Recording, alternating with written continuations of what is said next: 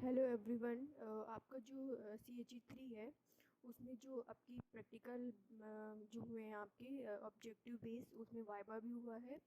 तो क्योंकि इसके बारे में मुझे पता है कि कौन से क्वेश्चन इसमें पूछे गए हैं। इसमें ज़्यादातर जो क्वेश्चन है वो आपके इसमें जो अपरेटस है उसके बारे में, जो वाइवा बेस है उसमें अपरेटस के बारे में आपको ज़्यादातर क्वेश्चन पूछे गए हैं। जैसे पूछ लेगा कि आपका ब्यूरेट, जैसे कि वो फिगर भी बना सकते हैं, आपको दे सकते हैं। जैसे कि आप देख सकते हैं कि जैसे कि ये फिगर बना दिया, पूछ लिया ये क्या इसका क्या काम है, ये कौन सा आपका अपरेटस है, क्योंकि अपरेटस के बारे में ही आपसे पूछेंगे और इसका क्या यूज होता है, या आपसे इसका फिगर बना देंगे, कहेंगे ये कौन सा आपका अपरेटस है, या उसके बारे में पूछ लेंगे कि इसका यूज क्या होता है। तो ज़्यादातर यही क्वेश्चन उसमें आपके वाइवा में पूछे जाते हैं। ज़्यादातर इंडिकेटर आपका अपरेटस के बारे में पूछा जाएगा। दूसरा है इंडिकेटर, बहुत ही इंपॉर्टेंट है क्योंकि इस बार जो क्वेश्चन आए हैं ऑब्जेक्टिव और जो वाइवा लिया गया है, क्योंकि मेरे ही एक फ्रेंड या मेरे ही एक कज़न सिस्टर और मेरी ही सिस्टर ने जो एग्ज़ाम दिए उसमें ज़्यादातर उन्होंने उनसे क्वेश्चन जो पूछे गए हैं वो इंडिकेटर से ही उसने इंडिकेटर ही पूछे हैं उसमें। और अपरेटस के बारे में ही पूछा गया है। जैसे कि इसमें पूछ लेते उसमें फिगर, इस बार तो फिगर बना के उसमें पूछ लिया कि ये कौन सा अपरेटस है, ये इसका क्या नाम है, इसका क्या यूज है। तो ये ज़्यादातर पूछा गया है। और इंडिकेटर, यदि आप इसके अपरेटस के बारे में पढ़ लेंगे या इंडिकेटर क्या होते हैं इसके बारे में, तो वाइवा आपको बहुत अच्छा जाएगा। ज़्यादातर एग्जामिनर जो है यही पूछता है। और इंडिकेटर, इंडिकेटर आपका ऑब्जेक्टिव में भी पूछा जाएगा और आपका वाइवा में भी वो पूछता है कितने टाइप के इंडिकेटर होते हैं, या टाइटेशन के बारे में बहुत ही इंपॉर्टेंट है, वो ज़रूर पूछेगा क्योंकि ये पूछा जाता है टाइटेशन क्या होता है। क्योंकि एग्जामिनर सारे जो चैप्टर है उसमें से तो वो पूछ नहीं सकता, जो इम्पोर्टेंट होते हैं, जो उसे पता होता है कि हाँ ये प्रैक्टिकल में कराए जाते हैं, या अब तो प्रैक्टिकल तो होते नहीं है, तो लेकिन फिर भी वो सिंपल से ही क्वेश्चन पूछा जाता है। ज़्यादातर बहुत ही हार्ड क्वेश्चन नहीं पूछता है। तो आपको क्या करना है कि सारे अपरेटस के कौन सा इसका यूज है इसमें देख सकते हैं। ये आपकी जो बुक होगी उसमें ये सारे दिए होंगे, और इसमें अपरेटस के बारे में आप पढ़ लीजिएगा सिंपली कि पपेट क्या होता है, ब्यूरेट क्या होता है, वॉल्यूमेट्रिक फ्लास्क क्या है, और ये ब्यूरेट का यूज मतलब सिंपल क्यों यूज करते हैं। और इसमें क्योंकि इसमें बहुत सा लेंथी सा दिया है, मेरे वीडियो भी बहुत सारे इसमें पड़े हुए हैं ब्यूरेट के बारे में क्या है, पपेट क्या है, तो उसे आप कोरिलेट कर सकते हैं क्योंकि बुक में तो बहुत सा लेंथी दिया है। वॉल्यूमेट्रिक फ्लास्क क्या है, जिसमें आप वॉल्यूम, एक स्टैंडर्ड वॉल्यूम बनाते हैं। और फिर इसमें बहुत ज़्यादा जो दिए फिगर्स, बहुत ज़्यादा डिफ़िकल्ट नहीं पूछा जाता है, आपसे सिंपल ही और पूछा जाएगा। और इसमें जो इतना सा दिया हुआ है, इतना बहुत सारा थ्योरी, ये सब कुछ नहीं पूछा जाएगा। आप मेन पॉइंट है जो हम आपको बता सकते हैं, जब हाँ ये इंपॉर्टेंट है, ये पूछ सकते हैं मोलैरिटी, ये आपका वाइवा में पूछते हैं क्योंकि वाइवा में आपका प्रैक्टिकल CHE 12 और CHE 3 जो हुआ है उसमें जहाँ तक तो हमने पता किया है कि उसमें ज़्यादातर उस क्वेश्चन वो वाइवा में भी आपको मोलैरिटी पूछ लेंगे, क्योंकि ये सिंपल सारे बच्चों को ज़्यादातर पता होता है, इंटर में पढ़ाते हैं। तो ये वो जैसे कि मान लो आपने कुछ भी नहीं पढ़ा है या मतलब थोड़ा बहुत पढ़ा है, यदि आपने वाइवा में क्वेश्चन एक दो बता लिया कि आप नहीं बता पा रहे हैं, तो वो एग्जामिनर ज़्यादातर यही पूछ लेगा कि मोलैरिटी अच्छा बता दीजिए, मोलैरिटी क्या होता है। तो मोलैरिटी के बारे में पढ़ लीजिएगा अच्छे से, इसकी डेफिनेशन भी पूछ सकता है, मोल क्या है ये पूछ सकता है। बहुत ही डिफ़िकल्ट इसमें आगे दिए हुए हैं, बहुत ही एक्सपेरिमेंट, ज़्यादातर इतने डिफ़िकल्ट नहीं पूछता, वो सिंपल ही पूछता है। तो मोल ये बिल्कुल अच्छे से आपको आना चाहिए, मोलैरिटी क्या है, और आपका number of mole of solute upon volume, यानी मोल्स अपन वॉल्यूम। तो मोलैरिटी के बारे में अच्छे से डेफिनेशन क्या है, इसका फार्मूला। और यदि क्वेश्चन आपके ऑब्जेक्टिव में भी पूछेगा तो मोलैरिटी में सिंपल पूछ सकता है, मोल दे देगा, वॉल्यूम दे देगा, मोलैरिटी पूछ लेगा, बहुत ही डिफ़िकल्ट नहीं पूछेगा जैसे कि इसमें आपके एक्सपेरिमेंट में दिया हुआ है, इतना डिफ़िकल्ट नहीं पूछता है। तो ये फार्मूला आप याद कर लीजिएगा मोल का, वेट अपान मॉलिकुलर वेट इनटू वॉल्यूम और अपान वो सॉरी आपका ये क्या है, वेट इंटू 10⁻³ और मॉलिकुलर वेट इंटू वॉल्यूम, या इसकी आपकी जो ये आपकी यूनिट दी हो, ये इंपॉर्टेंट है, यूनिट पूछ सकता है आपके ऑब्जेक्टिव में, पूछ सकता है इसकी यूनिट क्या है। हाँ, नॉर्मलिटी क्या है या ये भी पूछ सकता है, क्योंकि सिंपल आप डेफिनीशन पढ़ के जाइएगा, क्योंकि इसमें होता क्या है कि सिंपल डेफिनीशन भी पूछ लेता है, कि उसमें आपको एक ऑब्जेक्टिव में दे देगा और आपको ऑप्शन दे देगा, नॉर्मलिटी है, मोलैरिटी है। तो मैंने भी एक बार इसका बीएससी का ऑब्जेक्टिव क्वेश्चन दिया है, तो उसमें ज़्यादातर आपसे नॉर्मलिटी या छोटे छोटे डेफिनेशन पूछ सकते हैं, ठीक है, या आपसे ये परसेंटेज वाला है या इसका फॉर्मूला पूछ सकते हैं नॉर्मली, मतलब मे भी पूछ सकते हैं। फॉर्मेलिटी है, मोलैरिटी पे सिंपल या फॉर्मूला है या उसकी डेफिनीशन आप देख लीजिएगा एक बार। फिर मोल फ्रैक्शन में भी आप थोड़ा सा देख लीजिएगा इसका। और इसमें जो इम्पोर्टेंट पॉइंट है, मोल फ्रैक्शन जो होता है वो यहाँ पे यूनिट 1 के बराबर होता है, जो उसका सम होता है, देख लीजिएगा कहीं इसमें लिखा होगा। तो इसका ये क्या है, जो मोल फ्रैक्शन, ये सम जो है वो यूनिट होता है। हाँ, sum of mole fraction of all component of solution is unity, ये इम्पॉर्टेंट है। ये हो सकता है कि आपसे वो पूछ ले, तो ये बहुत ही इम्पॉर्टेंट है। हाँ, ये बहुत इम्पोर्टेंट है, ये हो सकता है मोल फ्रैक्शन, ये पूछ सकता है। और ये हाँ, पार्ट्स पर मिलियन जो ये दिया हुआ है, तो इसका पीपीएम होता है। ये आप देख लीजिएगा, क्योंकि बहुत ज़्यादा लेंदी है सिलेबस, तो उसमें जो इम्पोर्टेंट है वो हम आपको बता दे रहे हैं। और ये जो क्वेश्चन दिया हुआ है, इतना में भी पूछ सकता है इसमें। हाँ, ये वही आपका मोलैरिटी वाला दिया हुआ है, तो एक बार देख लीजिएगा इसका। हाँ, अब ये बहुत इम्पॉर्टेंट है, आपका जो प्राइमरी सेकेंडरी स्टैंडर्ड है, ये आपकी आया था, ये आपका NaOH आया था कि हाइग्रोस्कोपिक होता है या नहीं होता है। तो NaOH हाइग्रोस्कोपिक होता है क्योंकि सेकेंडरी सोल्यूशन है, तो ये आपका आया था इस बार क्वेश्चन। ये तो ज़रूरी नहीं जो लिखा है वही क्वेश्चन पूछा जाएगा, थोड़ा आप दिमाग लगाइएगा तो इजीली आपका हो जाएगा। आपका जो प्राइमरी स्टैंडर्ड के जो आपके इसके एग्जाम्पल हैं, ये याद कर लेना, क्योंकि वो पूछ लेगा Na2CO3 कौन सा है, प्राइमरी स्टैंडर्ड सेकेंडरी स्टैंडर्ड, तो ये पूछ सकता है, ये इंपॉर्टेंट है। प्राइमरी जो आपका स्टैंडर्ड सोल्यूशन होता है वो प्योर होते हैं, ये पूछ सकता है।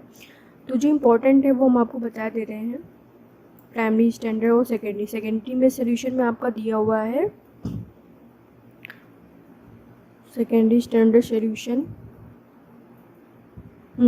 सेकेंडरी स्टैंडर्ड में आपका एल्कली दिया हुआ है, और वही आपका NaOH आ जाएगा, एल्कली हाइड्रोक्साइड।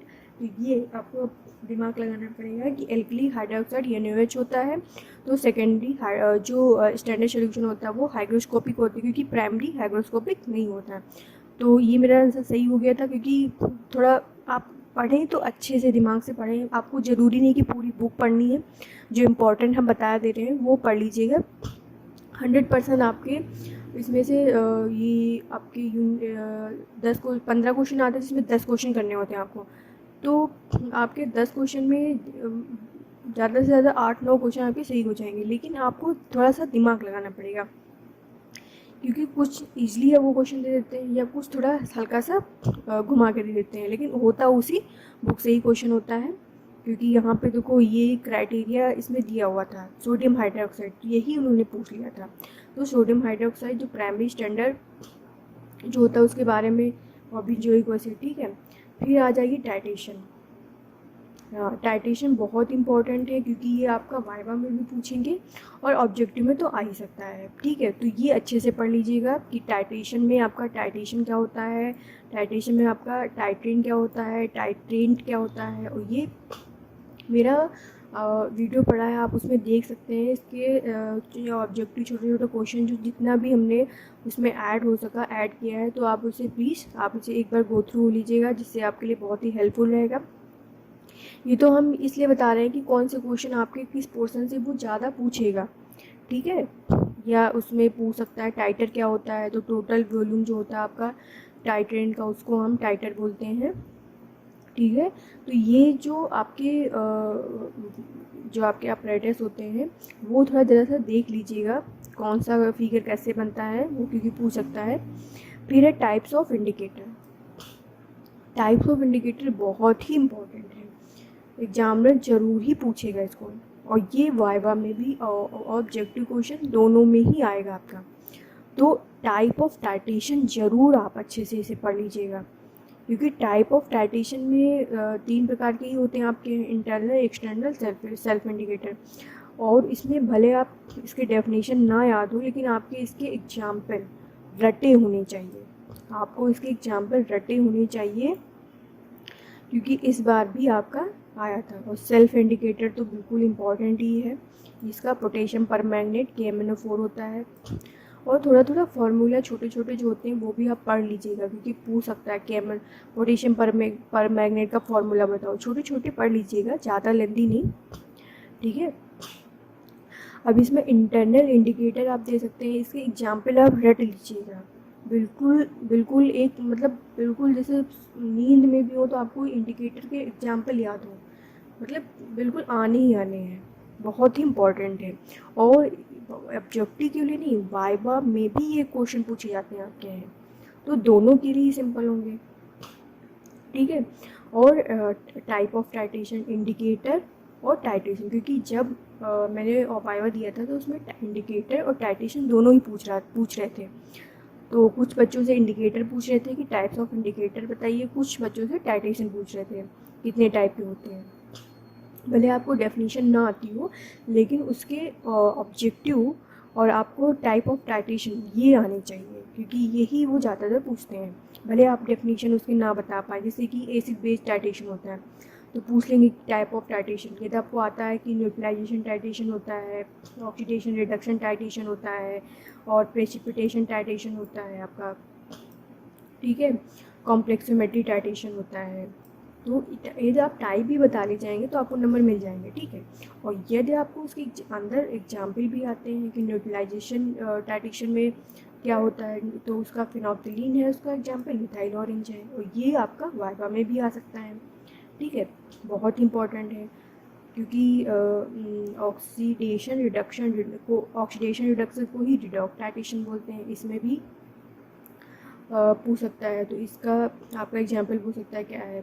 और प्रेसिपिटेशन बहुत इंपॉर्टेंट, क्योंकि ये आया था ऑब्जेक्टिव में, तो इसमें क्वेश्चन ये पूछ सकता है कि AgNO3 क्या है, तो वो अर्जेंटोमेट्री टाइटेशन है, यह पूछ लेगा। AgNO3 एक इसमें यूज होता है, PPT प्रेसिपिटेशन टाइटेशन में यूज होता है। ठीक है, तो ऐसा सिंपल क्वेश्चन पूछा। अब जैसे क्वेश्चन मेरे में आया था कि EDTA है, इथाइलिन और डाइमीन टेट्राएसिटिक एसिड। ठीक है, EDTA कौन सा टाइटेशन है, कॉम्प्लेक्सोमेट्री, तो ईजी है, आप रट के जाएंगे डेफिनेशन। और आपको यही नहीं आता है कि कॉम्प्लेक्सोमेट्री टाइटेशन में EDTA होता है, तो पढ़ें थोड़ा दिमाग लगा के।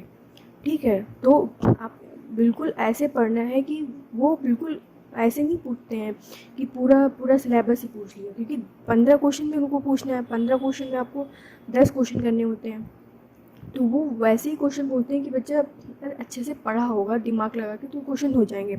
तो आपको ऐसे पढ़ना है कि कॉम्प्लेक्सोमेट्रिक टाइटेशन, यानी उसमें कौन सा एग्जाम्पल आता है, EDTA के पूछ लेंगे इसका फुल फॉर्म बताओ, तो EDTA का आपका फुल फॉर्म भी वाइवा में पूछ सकते हैं। ठीक है, तो ये आपका हो गया इंडिकेटर और टाइटेशन, बहुत ही इंपॉर्टेंट है, ये 2 टॉपिक आपको इसमें आने ही चाहिए। यदि ये 2 टॉपिक आपने अच्छे से पढ़ लिया तो फेल तो आप हो ही नहीं सकते हैं। ठीक है, वाइवा में भी मतलब यदि आप चाहते कि हम ना पूरा पढ़ें दोनों बुक से, तो आप इतना भी पढ़ लेंगे तो पास हो जाएंगे, लेकिन आपको अच्छे से ये 2 टॉपिक आने चाहिए, क्योंकि बहुत ही इम्पॉर्टेंट है। फिर आपका इसमें टाइटेशन एक्सपेरिमेंट दिया है इसमें, तो हाँ, इसमें आपसे वाइवा में ये भी पूछते हैं कि आपने क्या पढ़ा है, कौन कौन से एलिमेंट हैं इसमें, तो ये थोड़ा ध्यान रख लेना कि आपका जो सोडियम हाइड्रोक्साइड है, इसको डिटरमाइन करने के लिए हम टाइटीमेट्रिक एक्सपेरिमेंट यूज करते हैं। थोड़ा ये ओवरव्यू जो एक्सपेरिमेंट में क्या कौन कौन से एक्सपेरिमेंट है ये थोड़ा आप ध्यान में रख लीजिएगा, ठीक है, क्योंकि वो पूछ सकता है आपको। और इतना ज़्यादा इसमें इतना ज़्यादा जो दिया हुआ ये इतना नहीं आएगा। फिर जो इम्पोर्टेंट है वो हम आपको बता दे रहे हैं कि इसमें क्या आ सकता है। हाँ, अब जैसे इसमें दिया है कि आपका इंस्ट्रूमेंटेशन मेथड आपसे पूछ सकता है। तो उसमें जैसे कंडक्टोमेट्रिक ट्रेडिशन होता है, ठीक है, इंस्ट्रूमेंटेशन में, और आपका पोटेंशियोमेट्रिक ट्रेडिशन होता है, ठीक है, कैलोरीमेट्रिक ट्रेडिशन होता है। फिर आप ये याद कर लीजिएगा इसका यूज क्या है। मेरा वीडियो है उसमें आपको अच्छे तरीके से शॉर्ट में मिल जाएगा, ठीक है, किस पे बेस्ड है ये थोड़ा देख लीजिएगा। तो ये बेस्ड है आपका ऑब्जर्वेशन ऑफ लाइट और वेवलेंथ, ठीक है। इसमें हम ऑब्जर्वेशन ऑफ लाइट को मेजरमेंट करते हैं, पोटेंशियोमीटर में हम पोटेंशियल उसका पता करते हैं, ठीक है, उसका हम पोटेंशियल जो सेल का होता है उससे हम एंड पॉइंट पता करते हैं। और कंडक्टोमेट्रिक में हम उसका कंडक्टेंस जो होता है वो सॉल्यूशन का वो मेजर करते हैं। ये पूछ सकता है कि कंडक्टेंस क्या है, पोटेंशियोमेट्री, और ये बहुत इंपॉर्टेंट है, ये आप देख लीजिएगा, बहुत इंपॉर्टेंट है, इसमें से भी आ सकता है आपका ऑब्जेक्टिव क्वेश्चन में। फिर आपका है, हाँ, ये जो दिया हुआ है इफ़ेक्ट है, तो इफ़ेक्ट थोड़ा देख लीजिएगा, इंपॉर्टेंट है, हो सकता है इसमें से पूछ लिया जाए। फिर क्योंकि इफ़ेक्ट क्या होता है कि किसके इफ़ेक्ट से क्या होता है, तो फिनॉल शायद मेरे में आया था, तो इफ़ेक्ट थोड़ा आप देख लीजिएगा, इंपॉर्टेंट है इसका, बहुत ज़्यादा नहीं आपको पढ़ना है इसमें।